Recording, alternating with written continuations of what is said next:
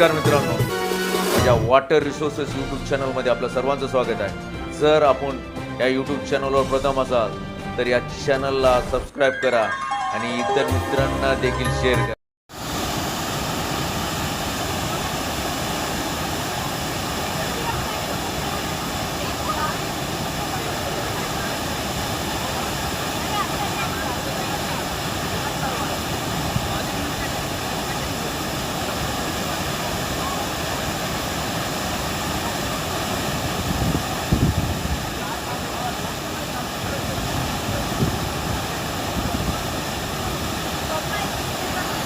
आज आपण या व्हिडिओमध्ये कोयना धरणाचं पाणलोट क्षेत्र किती आहे व कुठे आहे हे पाहणार आहोत.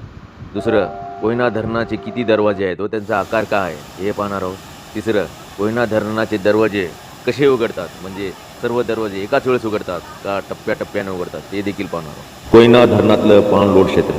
कोयना धरणातलं पाणलोट क्षेत्र म्हणजे मुख्यतः सह्याद्री पर्वत रांगांमधलं हा परिसर. प्रतापगड, महाबळेश्वर, नौजा, सोनळ, वालवण, बामणोळी, कारेगाव, काटी तथा धरणाचा पाणलोट क्षेत्रात वार्षिक सरासरी पाऊस हे 5350 मिलीमीटर इतका आहे, जो की या धरणाला भरण्यासाठी सहाय्य करत असतो.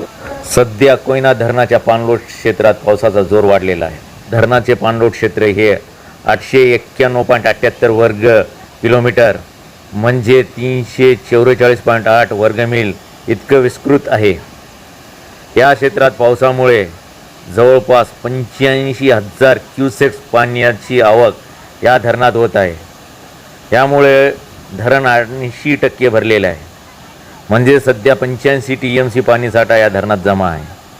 कोयना परिसरामध्ये 163 mm, नौजा परिसरामध्ये 267 mm, तर महाबळेश्वर परिसरामध्ये 350 mm पावसाची नोंद झालेली आहे.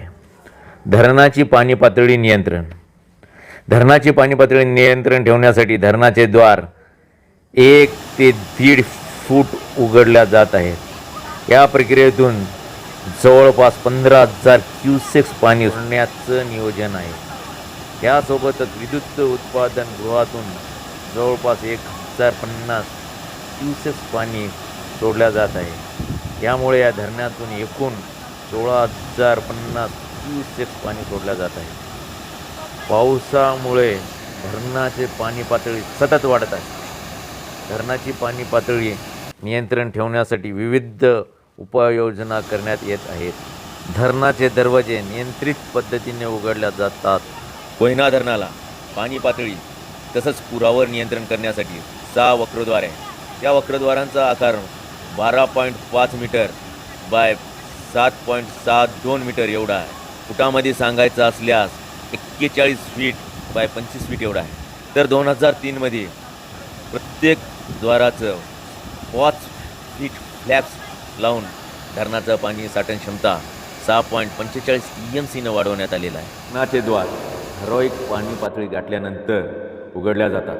सुरुवातीला धरणाचे द्वार काही इंचानं उघडल्या जातात. या धरणाचे सर्वप्रथम द्वार क्रमांक 1 व 6 उघडल्या जात आहे, कारण धरणाच्या पाण्याच्या प्रवाहावर नियंत्रण करणे अत्यंत महत्त्वाचं असून तसं नाही केल्यास धरणाला तसंच खालील क्षेत्राला पुराचा धोका संभवतो. एकदा प्रवाहावर नियंत्रण मिळाल्यानंतर परत मधातले 2 दारं म्हणजे द्वार क्रमांक 3 व द्वार क्रमांक 4 काही इंचानं उघडल्या जातात. परत प्रवाहावर नियंत्रण म्हणजे बॅलन्स केल्यानंतर अखेर द्वार क्रमांक 2 व द्वार क्रमांक 5 हे उघडल्या जातात. अशा पद्धतीने या धरणाच्या प्रवाहावर नियंत्रण केलं जातं व पुरावर देखील नियंत्रण केलं जातं. हे आहे कोयना धरणाचे द्वार म्हणजे दरवाजे उघडण्याचं व पूर नियंत्रण करण्याची पद्धत. मित्रांनो, आपणास हा व्हिडिओ कसा वाटला ते आम्हाला अवश्य कळवा.